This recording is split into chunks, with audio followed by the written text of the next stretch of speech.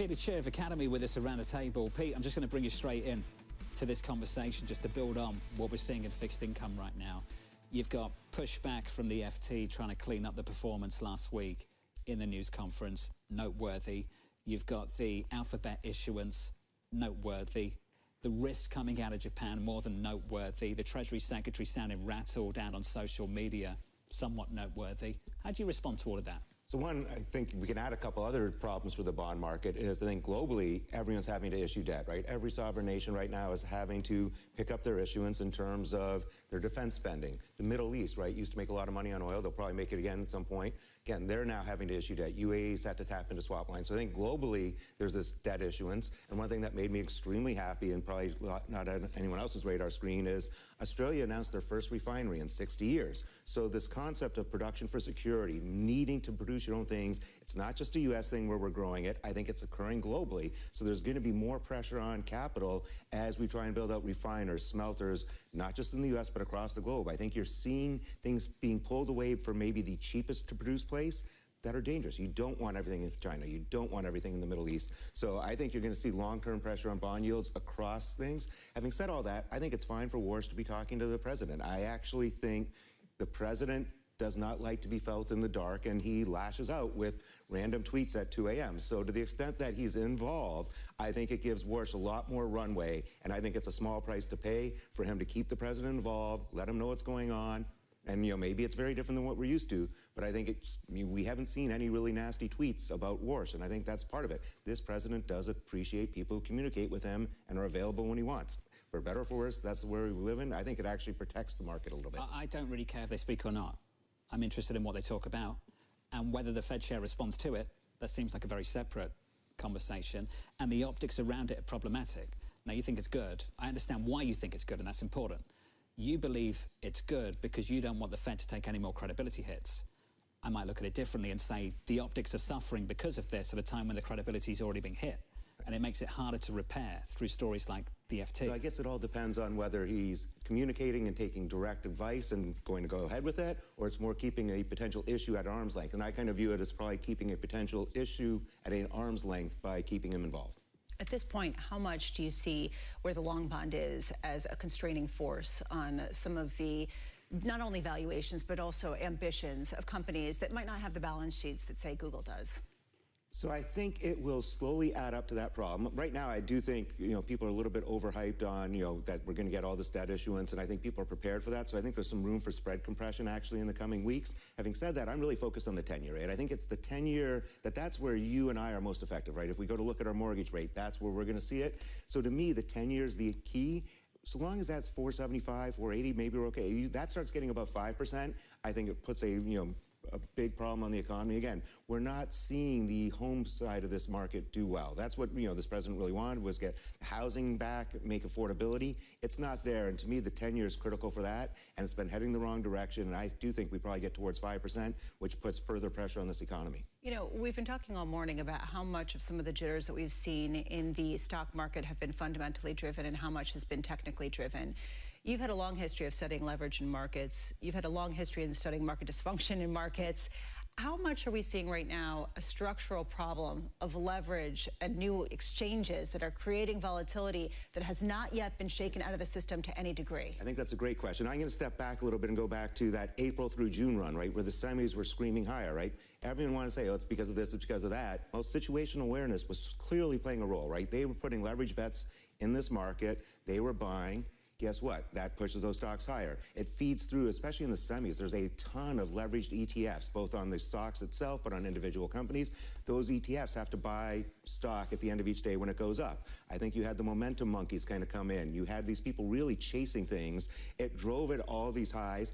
And then all of a sudden, the unwind. So everyone wants to talk about the role that situational awareness had on this decline. They had just as much impact on the way higher. And I think one of the risks we're going to see is, just like Archegos, a lot of the names that Archegos got involved with never saw those highs again, right? So I think we pushed these things very, very high. We're coming off. People are trading it. And I do think we probably had a short-term bounce.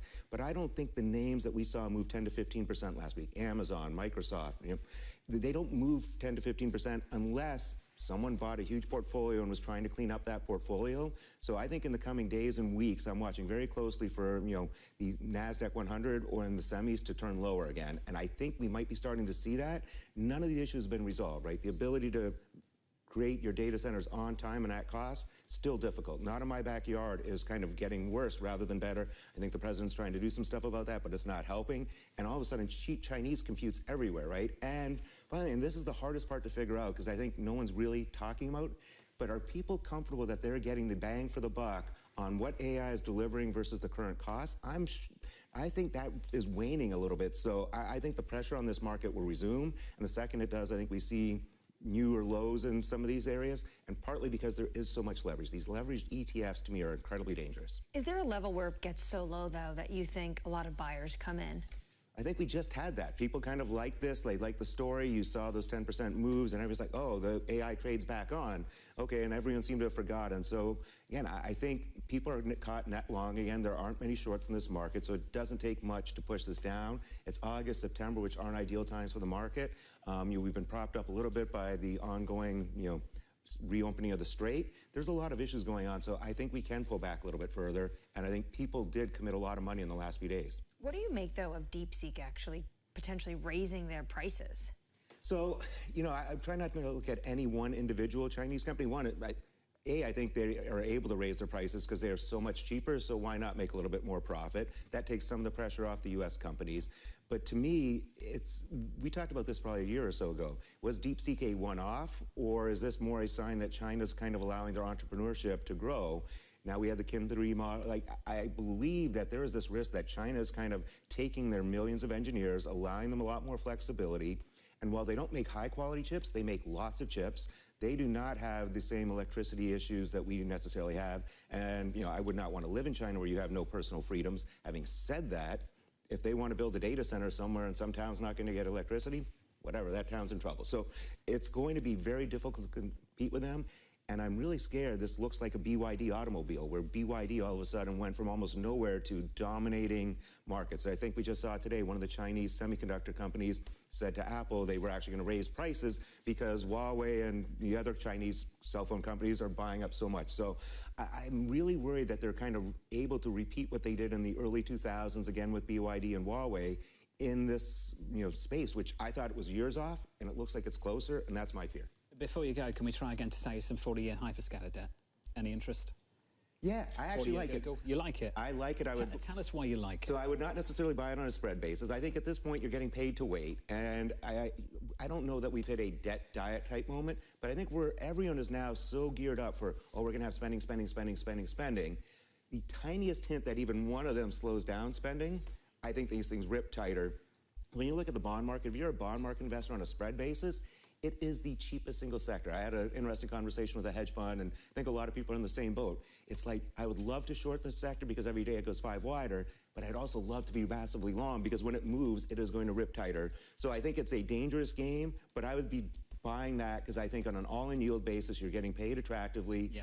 If there's a valuation issue, it's going to be the equity side, not the credit side. There's something somewhat reflexive about this, though, because before they cut spending, you've got to get the pushback in the market, and you might get some wider spread. And we had a little bit of that, but again, I think the spreads are so wide that these companies, they're phenomenal credits. It's the equity valuation that's going to bear the brunt of it. So I could see the equity valuation bearing the brunt. Again, when you go back to companies, 3 or 4 years ago, I believe, when GE credit spreads, and their stock was down, they started cutting back on it, and their stock went up. So I think we're nearing that stage for a couple of these companies. You run the company for the equity holders, and at some point the bond market gives you a reminder, and Bramo, you have to change course. Right? Yeah. I mean, that's essentially what happens. The problem is sort of like if everyone's waiting for the course to change and they're not pricing it in, then they don't have any incentive to do so. Peter Tchir of Academy. Pete, it's good to see you.